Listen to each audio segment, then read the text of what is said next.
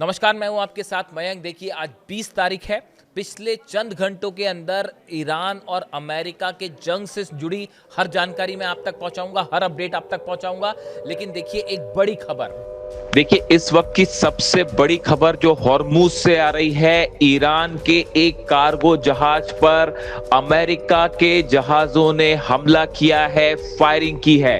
ये खबर हॉर्मूज से है। जो खबरें आ रही हैं उसके मुताबिक ईरान का ये कार्गो जहाज, जिसका नाम तूस्का बताया जा रहा है, ये मलेशिया से चला था और मलेशिया से चल के ये बंदर अब्बास पोर्ट जाना चाह रहा था। लेकिन ओमान की खाड़ी के पास हॉर्मूज में जैसे ही इसने प्रवेश किया, अमेरिका के डिस्ट्रॉयर्स ने, जहाजों ने इसके ऊपर हमला किया। पहले तो इसे जाने से रोका, लेकिन उसके बाद जब ये जहाज बंदर अब्बास की तरफ आगे बढ़ता रहा तो इस पर फायरिंग की गई और फायरिंग करने के बाद अमेरिकी नौसेना ने इस जहाज पर कब्जा किया है। इस तरह की खबरें आई हैं। डोनाल्ड ट्रंप का खुद का बयान आया है इस बारे में कि अमेरिकी जहाजों ने, अमेरिकी नौसेना ने एक ईरान के जहाज पर हमला किया है और उस पर कब्जा किया है, जिसके बाद हॉर्मूज में तनाव बेहद ज्यादा बढ़ चुका है।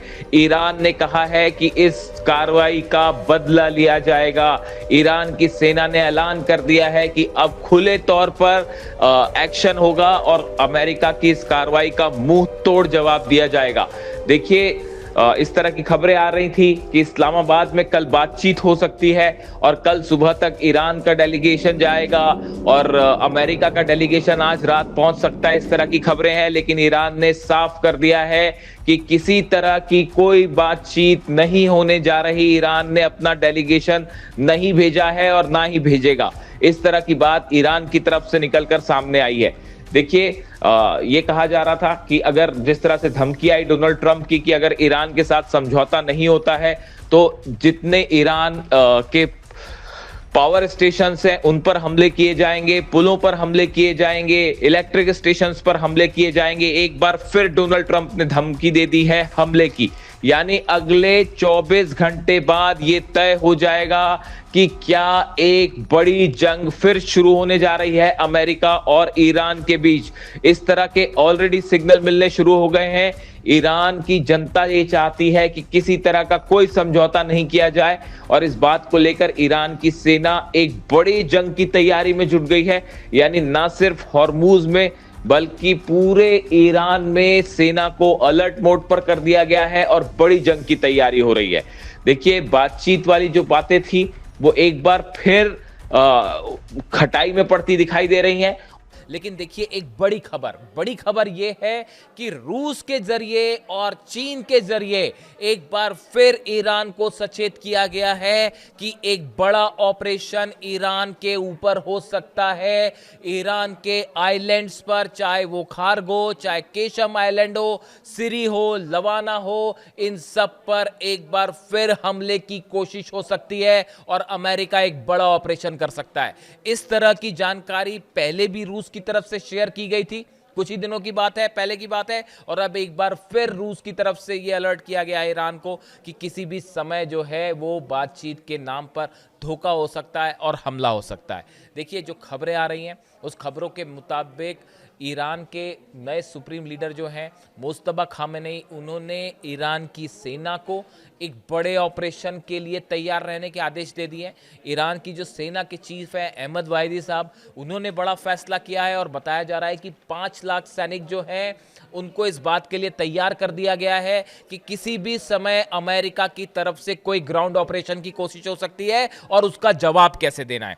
देखिए, एक बड़ी प्लानिंग तैयार है ईरान की तरफ से। बताया जा रहा है कि 500 से 600 छोटी बोट्स जो हैं वो हॉर्मूज में रेडी मोड में रखी गई हैं कि अगर समंदर में किसी भी तरह का हमला होता है तो उसका जवाब कैसा दिया जाए। बात नंबर 1, जितने द्वीप हैं, सेकेंड पॉइंट, जितने द्वीप हैं, चाहे खार्ग हो, चाहे केशम आइलैंड हो, चाहे लद्दाख हो, चाहे सिरी हो, इन सब जगह, इन सब आइलैंड्स पे ईरान ने अपनी मिसाइल्स जो हैं, अबू मेहदी मिसाइल्स जो हैं, मैं पहले ही बता चुका हूं आपको, इनको रेडी मोड में रख दिया है। अबू मेहदी वो मिसाइल्स हैं जिसको शिप से भी फायर किया जा सकता है और जमीन से भी फायर किया जा सकता है। ये जितने आइलैंड्स हैं सब पे बड़ी संख्या में मिसाइल्स तैनात की जा रही हैं। तीसरा बड़ा डेवलपमेंट, सुरंग से मिसाइल्स निकाली गई हैं। वो मिसाइल्स जो कि रिजर्व मोड में रखी गई थी, उनको निकाल के बड़ी संख्या में तैनात किया जा रहा है। जो सुरंगों में लॉन्च पैड्स थे, उनका मोबिलाइजेशन हो रहा है, उनको फिर तैनात किया जा रहा है। इसके अलावा जो है चौथा बड़ा डेवलपमेंट है, ईरान की मदद के लिए बताया जा रहा है कि एक बार फिर चीन ने अपना missile defence system, anti aircraft जो सिस्टम है, उसकी मिसाइल्स प्रोवाइड की गई हैं। देखिए, ये खबरें लगातार आ रही थी कि 4 से 5 कार्गो जेट्स जो हैं वो उड़ते हैं चाइना से, वो चाइना से टेक ऑफ करते हैं। कुछ ही देर बाद उनका ट्रांसपॉन्डर बंद हो जाता है। ट्रांसपॉन्डर बंद होने का मतलब है कि आप उस प्लेन को लोकेट नहीं कर सकते, किसी भी रडार में वो रडार से गायब हो जाएंगे। बिल्कुल यही होता है। चीन से 4 से 5 कार्गो प्लेन्स, बड़े कार्गो प्लेन्स उड़ते हैं। वो उड़ने के बाद अपना ट्रांसपॉन्डर बंद कर देते हैं। खासकर जैसे ही वो ईरान के करीब आए, वो ईरान की एयर स्पेस में शामिल होते हैं और उसके बाद उनके बारे में कोई जानकारी नहीं मिलती। अब ये खबरें आ रही हैं कि ये पांचों कार्गो जेट्स ने तेहरान में लैंडिंग की है और बड़ी संख्या में ईरान की तरफ से मिसाइल्स और डिफेंस सिस्टम प्रोवाइड किया गया है।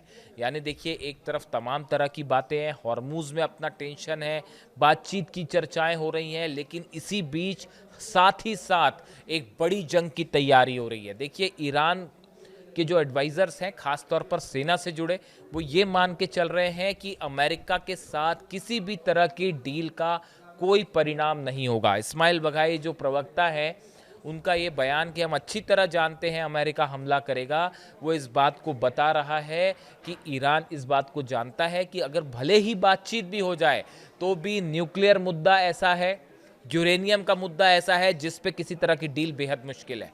उसके अलावा मिसाइल प्रोग्राम, नेतन्याहू इस बात के लिए कतई राजी नहीं होंगे कि ईरान अपना मिसाइल प्रोग्राम जारी रखे। तो नेतन्याहू किसी भी सूरत में अगर डील होती भी होगी तो उस डील को कैंसिल करने की पूरी कोशिश करेंगे।